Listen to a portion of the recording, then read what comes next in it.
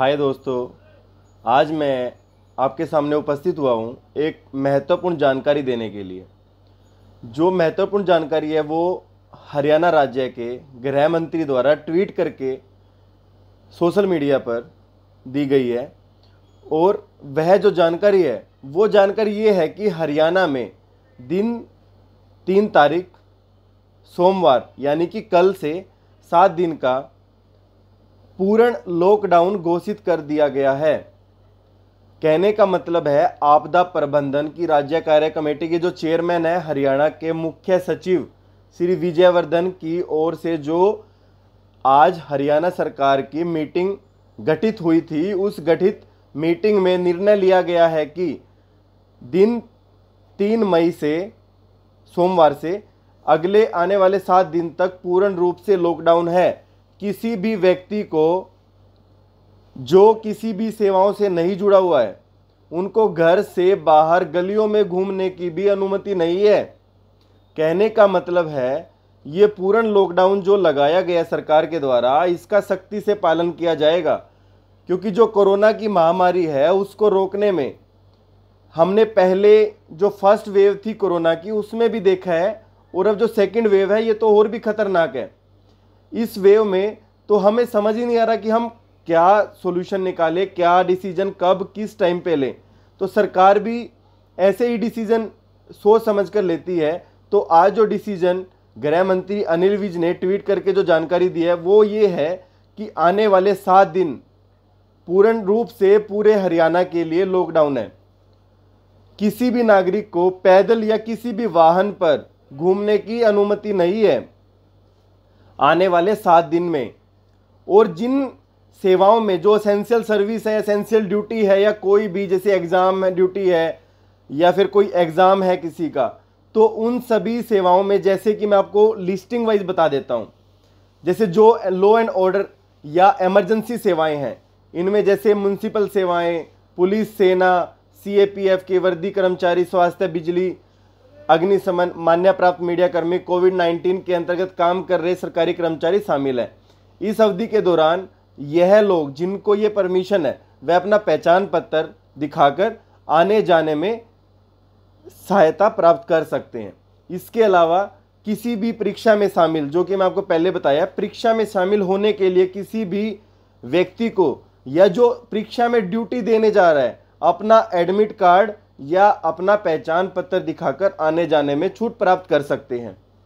इसके अलावा उनको कोई नहीं रोक सकता। इसके अलावा राज्य के अंदर व बाहर वस्तुओं को लेकर कोई भी वाहन आ जा रहा है, जो भी इमरजेंसी में या हमारी एसेंशियल यूज में होने वाली वस्तुएं हैं, उनको आने जाने से कोई नहीं रोक सकता। ऐसे कार्यों में लगे वाहनों के लिए अलग से पास उपलब्ध करवाए जाएंगे। ये पास लोडिंग व अनलोडिंग के स्थानों की वेरिफिकेशन के बाद जारी होंगे।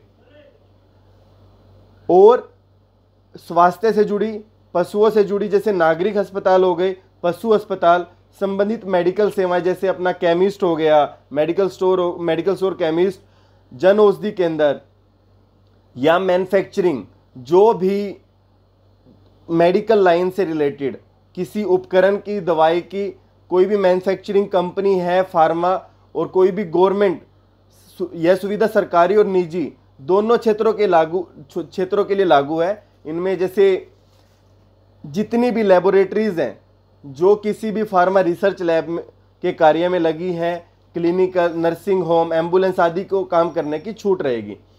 सभी स्वास्थ्य कर्मी, नर्स, पैरामेडिकल स्टाफ, अस्पताल की सहायताओं के लिए, सेवाओं के लिए आवागमन की अनुमति रहेगी। इसके अलावा जिन आवश्यक वाणिज्यिक एवं निजी सेवाओं को छूट रहेगी उनमें टेलीकम्युनिकेशन, इंटरनेट सेवाएं, प्रसारण एवं केबल सेवा, आईटी और आईटी संबंधी सेवाओं के अलावा ई कॉमर्स माध्यम से आवश्यक वस्तुओं की डिलीवरी में भी छूट रहेगी। हम घर पे रहते हैं, अगर हमें कोई भी फूड ऑनलाइन ऑर्डर करना है तो उसकी डिलीवरी सुनिश्चित की है सरकार ने कि आपको पैनिक होने की ज़रूरत नहीं है, स्टॉक इकट्ठा करने की ज़रूरत नहीं है, ना ही लाइनों में लगाकर किसी भी जगह पर भीड़ इकट्ठा करने की ज़रूरत है। आप घर बैठिए, कुछ भी ऑर्डर कीजिए, आपको होम डिलीवरी करवा दिया जाएगा। जिस भी सोशल मीडिया प्लेटफॉर्म के माध्यम से आप कोई ऑर्डर करेंगे, इसमें भोजन, फार्मास्यूटिकल, मेडिकल उपकरण आदि की डिलीवरी शामिल है। पेट्रोल पंप, एलपीजी गैस आदि के स्टोर आउटलेट भी खुले रहेंगे। बिजली निर्माण, प्रसारण और वितरण संबंधी सेवाएं, cold store, warehouse, private security service के अलावा खेती से जुड़े कार्यों के लिए किसानों और मजदूरों के आवागमन कर छूट रहेगी। रेस्टोरेंट और होटल आदि केवल होम डिलीवरी के लिए खोले जाएंगे।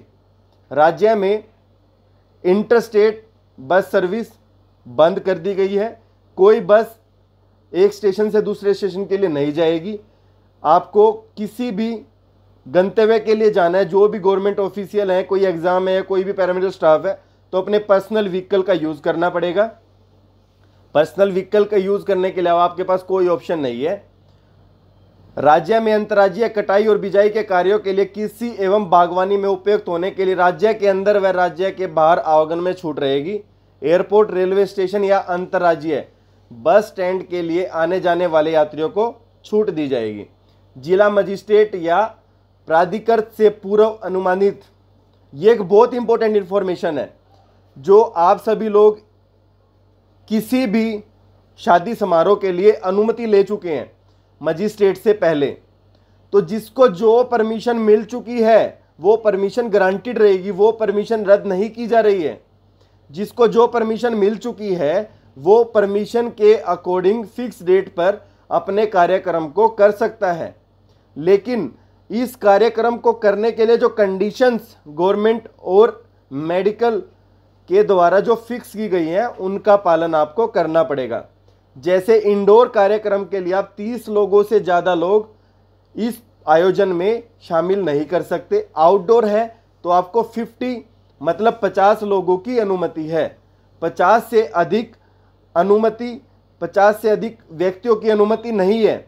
अगर आप 50 से अधिक व्यक्तियों की भीड़ इकट्ठा करते हैं, उससे ज़्यादा लोगों को एक जगह पर या अपने किसी भी प्रोग्राम में बुलाते हैं, तो जो मुख्य सचिव के जारी निर्देशों में कहा गया है, तो उन जो आपदा प्रबंधन के अकॉर्डिंग जो सजा होती है उस सजा का प्रावधान है, कानूनी रूप से कार्रवाई की जाएगी।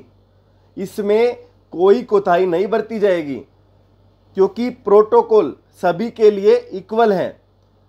ये भी एक बहुत बड़ी चीज है कि आपको जो परमिशन दी गई है, आपने जो इन्वेस्टमेंट कर दिया गया है, जो भी आपने किसी भी समारोह के लिए फिक्स डेट कर चुके हैं, तो ये उसके लिए अनुमति दी है, वो भी एक बहुत बड़ी चीज है। क्योंकि पूर्ण तरह से लॉकडाउन में एक ऐसी अनुमति देना भी बहुत बड़ा एक जिम्मेदारी भरा निर्णय सरकार के द्वारा लिया गया है।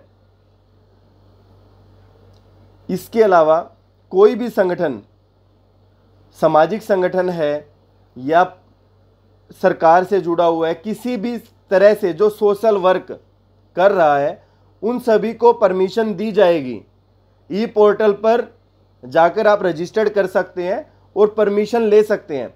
सरकार उन सब कार्यों के लिए आपको परमिशन देगी ताकि लोग पैनिक ना हो, जो लोग जिनके पास भोजन की व्यवस्था नहीं है, ताकि उन लोगों तक भोजन की व्यवस्था सुनिश्चित करने में मदद मिल पाए। इसके अलावा जो भी इंडस्ट्री है, जैसे हरियाणा एक इंडस्ट्री का हब है, तो सभी औद्योगिक इकाइयां, उद्योगपति एवं संबंधितों को सरल हरियाणा पोर्टल पर पास के लिए आवेदन करना होगा और सभी जो भी एसेंशियल इंडस्ट्री है वो चलाई जाएंगी, उनको बंद नहीं किया जाएगा।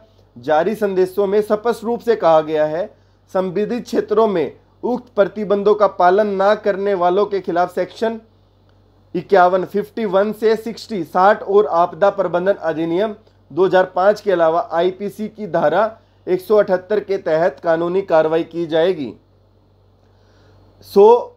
दोस्तों, आप सभी से हाथ जोड़कर एक विनती है, घर से बाहर ना निकलें, घर में रहें, बार बार हाथ धोते रहें, मास्क का प्रयोग करें, एक दूसरे से दूरी जो सोशल डिस्टेंसिंग है उसको मेंटेन करें, और जो लोग हमारे स्वास्थ्य विभाग या जो भी एसेंशियल ड्यूटीज़ में अपनी पार्टिसिपेट कर रहे हैं, जैसे कोई भी पैरामेडिकल स्टाफ है, पुलिस है या फिर कोई भी ड्यूटी देने जा रहा है, जिस तरह से भी इस महामारी के समय कोई भी अपनी ड्यूटी दे रहा है, उनसे भी मेरा हाथ जोड़कर प्रार्थना है कि अपना ध्यान रखें, क्योंकि आपका भी पीछे कोई इंतजार कर रहा है। बिल्कुल भी कोताही ना बरते, लापरवाही ना करें, पूरी सजग समझ और समझदारी के साथ हर एक प्रोटोकॉल का ध्यान रखें। प्रोटोकॉल के अकॉर्डिंग सारी चीज़ें अपनी लाइफ स्टाइल बनाएं, कोई भी लापरवाही करने की ज़रूरत नहीं है। और जो भी कोविड-19 की जारी गाइडलाइन है उनका फॉलो करें। थैंक यू, धन्यवाद।